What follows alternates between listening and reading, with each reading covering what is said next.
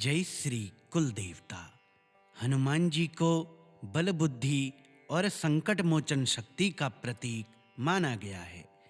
इस हनुमान कवच का श्रद्धा से श्रवण करने से भय, शत्रु और बाधाएं दूर होती हैं तथा जीवन में साहस, सुरक्षा और सफलता का मार्ग प्रशस्त होता है। हनुमान जी की अपार कृपा पाने के लिए इस कवच के 11 पाठ अवश्य सुने।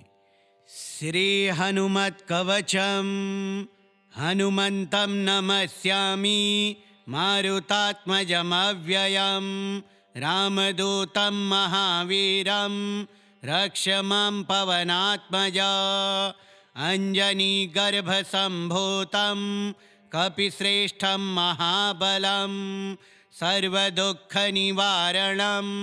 नमामि पवनात्मजं रामकार्यरतं नित्यं दुष्टदैत्यान्तकारकं भीमवेगं महोत्साहं रक्षमां कपिनायक लङ्काविध्वंसकारिणं सीताशोकविनाशनम्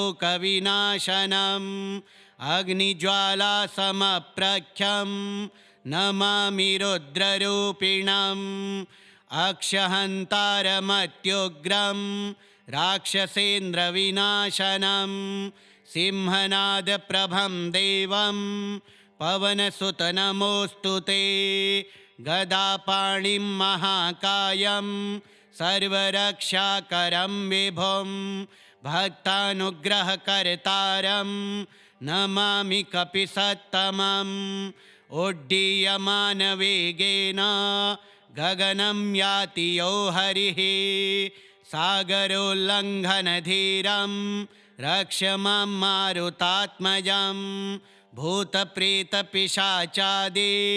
भयदुःखविनाशनं नमामि पावनं वीरं सर्वसङ्कटनाशनं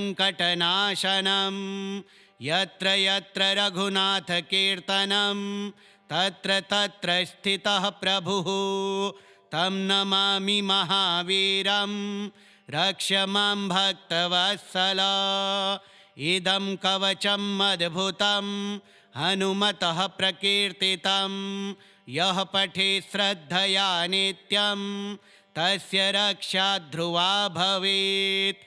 हनुमन्तं नमस्यामि मारुतात्मजमव्ययं रामदूतं महावीरं रक्षमां पवनात्मजा अंजनीगर्भसम्भूतं कपिश्रेष्ठं महाबलं सर्वदुःखनिवारणं नमामि पवनात्मजं रामकार्यरतं नित्यं दुष्टदैत्यान्तकारकं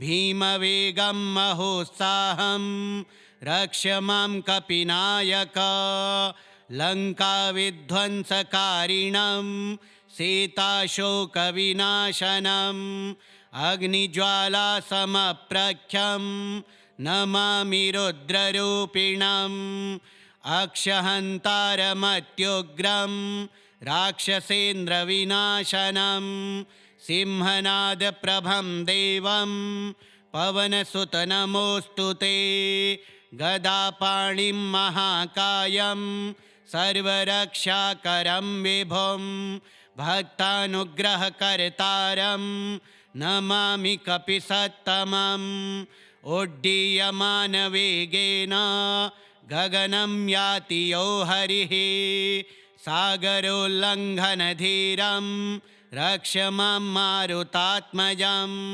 भूतप्रेतपिशाचादि भयदुःखविनाशनं नमामि पावनं वीरं सर्वसङ्कटनाशनं यत्र यत्र रघुनाथकीर्तनं तत्र तत्र स्थितः प्रभुः तं नमामि महावीरं रक्षमां भक्तवत्सला इदं कवचम् अद्भुतं हनुमतः प्रकीर्तितं यः पठे श्रद्धया नित्यं तस्य रक्षा ध्रुवा भवेत्।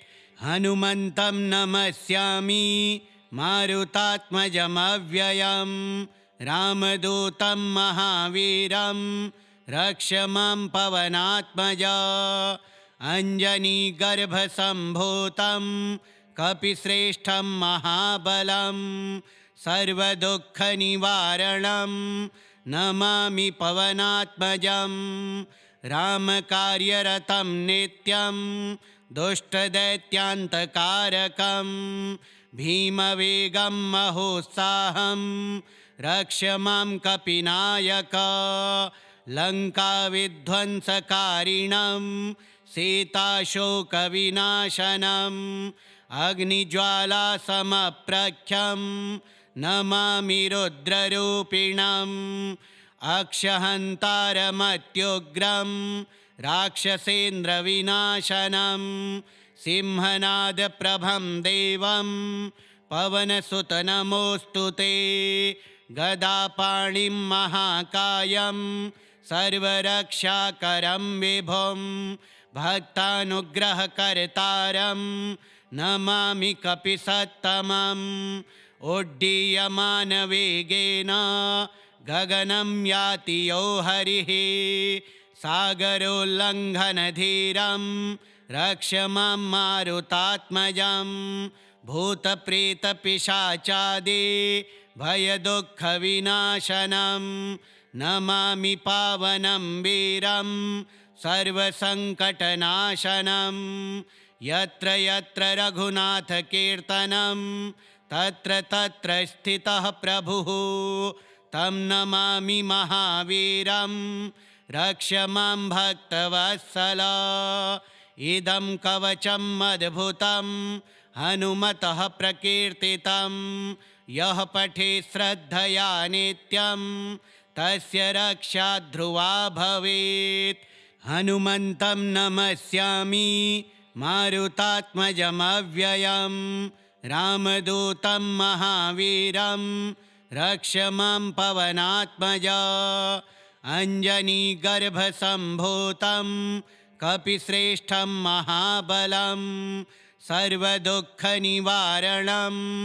नमामि पवनात्मजं रामकार्यरतं नित्यं दुष्टदैत्यान्तकारकं भीमवेगं महोत्साहं रक्ष मां कपिनायक लङ्काविध्वंसकारिणं सीताशोकविनाशनम् अग्निज्वालासमप्रख्यं नमामि रुद्ररूपिणम् अक्षहन्तारमत्युग्रं राक्षसेन्द्रविनाशनं सिंहनादप्रभं देवं पवनसुतनमोऽस्तु ते गदापाणिं महाकायं सर्वरक्षाकरं विभुं भक्तानुग्रहकर्तारं नमामि कपिसत्तमम् उड्डीयमानवेगेन गगनं याति यो हरिः सागरोल्लङ्घनधीरं रक्ष मां मारुतात्मजं भूतप्रेतपिशाचादि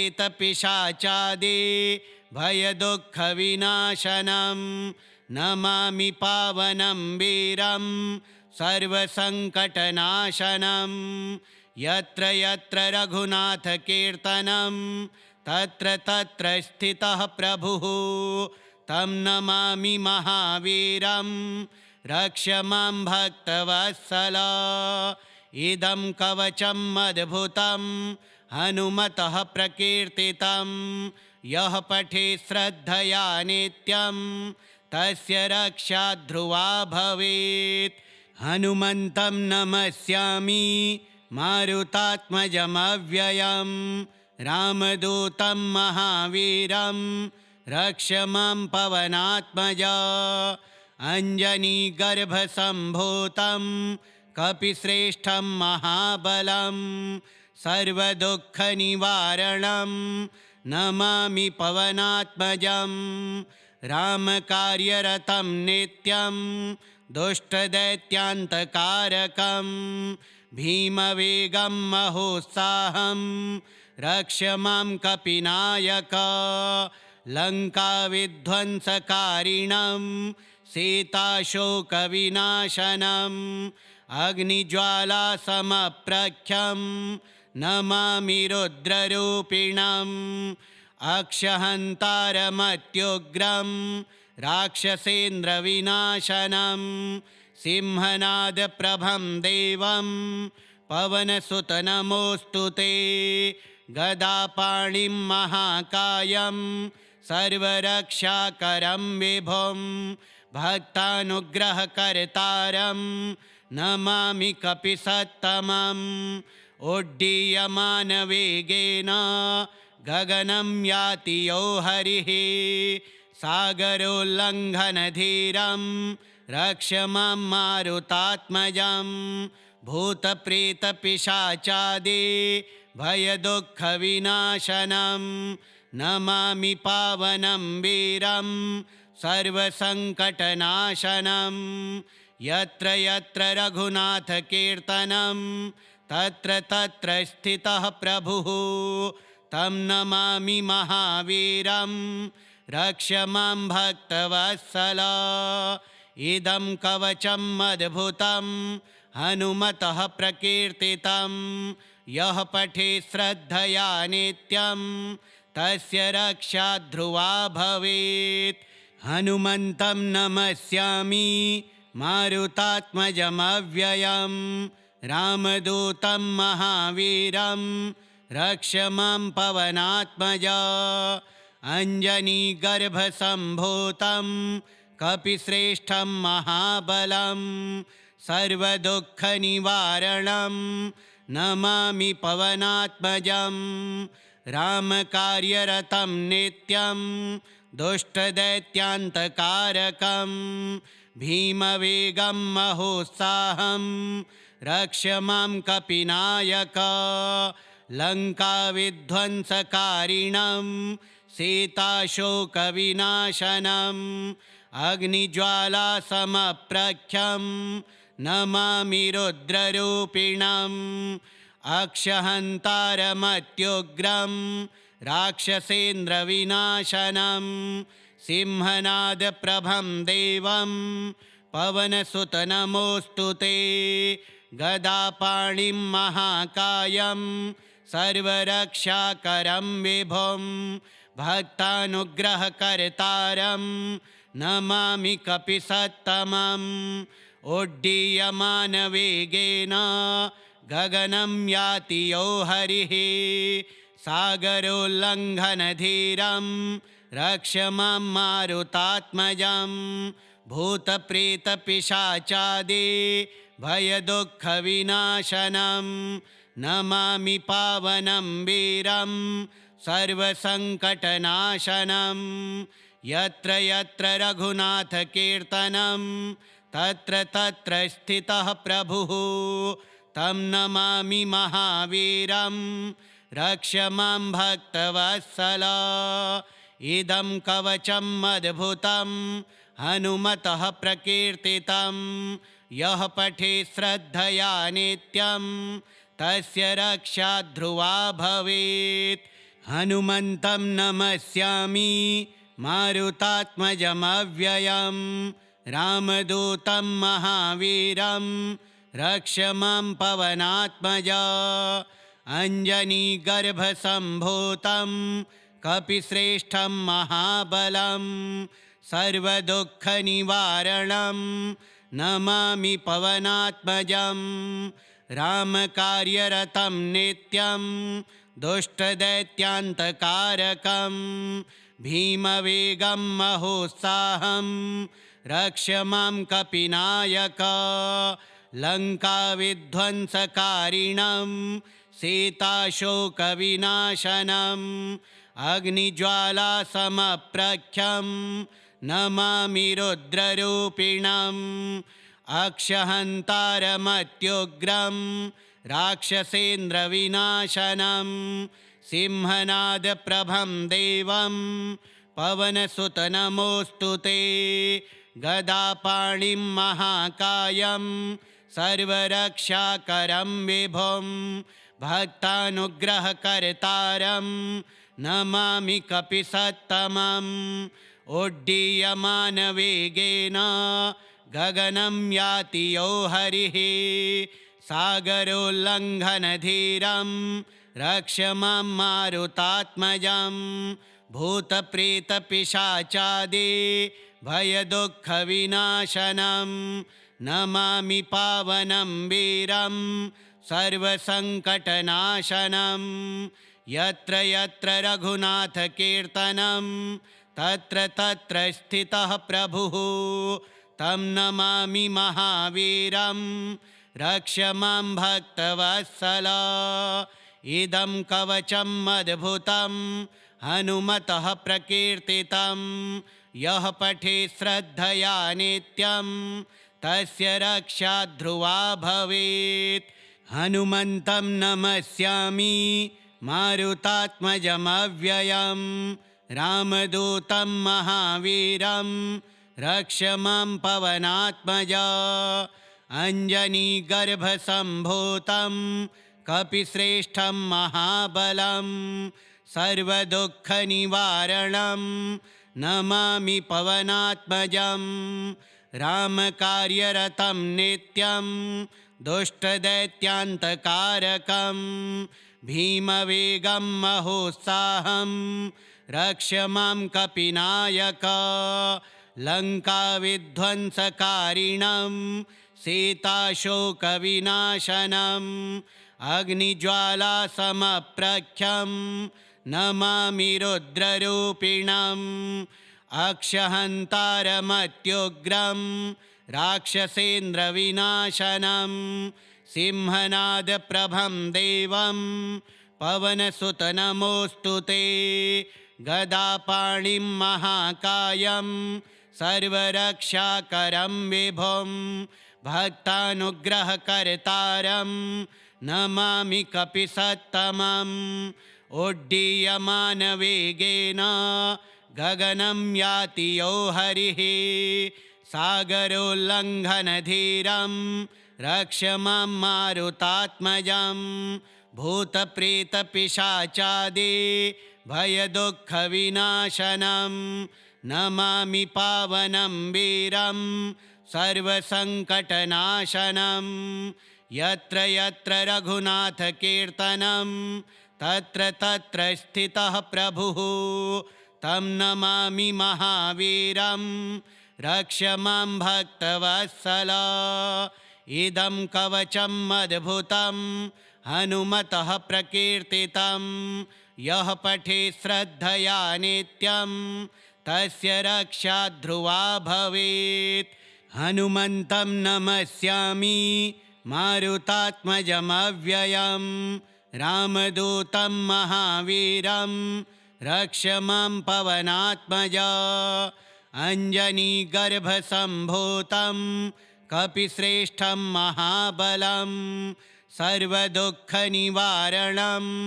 नमामि पवनात्मजं रामकार्यरतं नित्यं दुष्टदैत्यान्तकारकं भीमवेगं महोत्साहं रक्ष्य मां कपिनायक लङ्काविध्वंसकारिणं सीताशोकविनाशनम् अग्निज्वालासमप्रख्यं नमामि रुद्ररूपिणम् अक्षहन्तारमत्युग्रं राक्षसेन्द्रविनाशनं सिंहनादप्रभं देवं पवनसुतनमोऽस्तु ते गदापाणिं महाकायं सर्वरक्षाकरं विभुं भक्तानुग्रहकर्तारं नमामि कपिसत्तमम् उड्डीयमानवेगेन गगनं याति यो हरिः सागरोल्लङ्घनधीरं रक्ष्य मां मारुतात्मजं भूतप्रेतपिशाचादि भयदुःखविनाशनं नमामि पावनं वीरं सर्वसङ्कटनाशनं यत्र यत्र रघुनाथकीर्तनं तत्र तत्र स्थितः प्रभुः तं नमामि महावीरं रक्ष मां भक्तवत्सल। इदं कवचम् अद्भुतं हनुमतः प्रकीर्तितं यः पठेत् श्रद्धया नित्यं तस्य रक्षा ध्रुवा भवेत्। हनुमन्तं नमस्यामि मारुतात्मजमव्ययं रामदूतं महावीरं रक्ष मां पवनात्मजा। अञ्जनीगर्भसम्भूतं कपिश्रेष्ठं महाबलं सर्वदुःखनिवारणं नमामि पवनात्मजं। रामकार्यरतं नित्यं दुष्टदैत्यान्तकारकं भीमवेगं महोत्साहं रक्ष मां कपिनायक। लङ्काविध्वंसकारिणं सीताशोकविनाशनम् अग्निज्वालासमप्रख्यं नमामि रुद्ररूपिणम्। अक्षहन्तारमत्युग्रं राक्षसेन्द्रविनाशनं सिंहनादप्रभं देवं पवनसुत ते। गदापाणिं महाकायं सर्वरक्षाकरं विभुं भक्तानुग्रहकर्तारं नमामि कपिसत्तमम्। उड्डीयमानवेगेन गगनं याति यो हरिः सागरोल्लङ्घनधीरं रक्ष मां मारुतात्मजं। भूतप्रेतपिशाचादि भयदुःखविनाशनं नमामि पावनं वीरं सर्वसङ्कटनाशनं। यत्र यत्र रघुनाथकीर्तनं तत्र तत्र स्थितः प्रभुः तं नमामि महावीरं रक्ष मां भक्तवत्सल। इदं कवचम् अद्भुतं हनुमतः प्रकीर्तितं यः पठेत् श्रद्धया नित्यं तस्य रक्षा ध्रुवा भवेत्। हनुमन्तं नमस्यामि मारुतात्मजमव्ययं रामदूतं महावीरं रक्ष मां पवनात्मजा। अञ्जनीगर्भसम्भूतं कपिश्रेष्ठं महाबलं सर्वदुःखनिवारणं नमामि पवनात्मजं। रामकार्यरतं नित्यं दुष्टदैत्यान्तकारकं भीमवेगं महोत्साहं रक्ष मां कपिनायक। लङ्काविध्वंसकारिणं सीताशोकविनाशनम् अग्निज्वालासमप्रख्यं नमामि रुद्ररूपिणम्। अक्षहन्तारमत्युग्रं राक्षसेन्द्रविनाशनं सिंहनादप्रभं देवं पवनसुत ते। गदापाणिं महाकायं सर्वरक्षाकरं विभुं भक्तानुग्रहकर्तारं नमामि कपिसत्तमम्। उड्डीयमानवेगेन गगनं याति यो हरिः सागरोल्लङ्घनधीरं रक्ष मां मारुतात्मजं। भूतप्रेतपिशाचादि भयदुःखविनाशनं नमामि पावनं वीरं सर्वसङ्कटनाशनं। यत्र यत्र रघुनाथकीर्तनं तत्र तत्र स्थितः प्रभुः तं नमामि महावीरं रक्ष मां भक्तवत्सल। इदं कवचम् अद्भुतं हनुमतः प्रकीर्तितं यः पठेत् श्रद्धया नित्यं तस्य रक्षा ध्रुवा भवेत्। श्रीहनुमत्कवचं श्रीहनुमतार्पणमस्तु।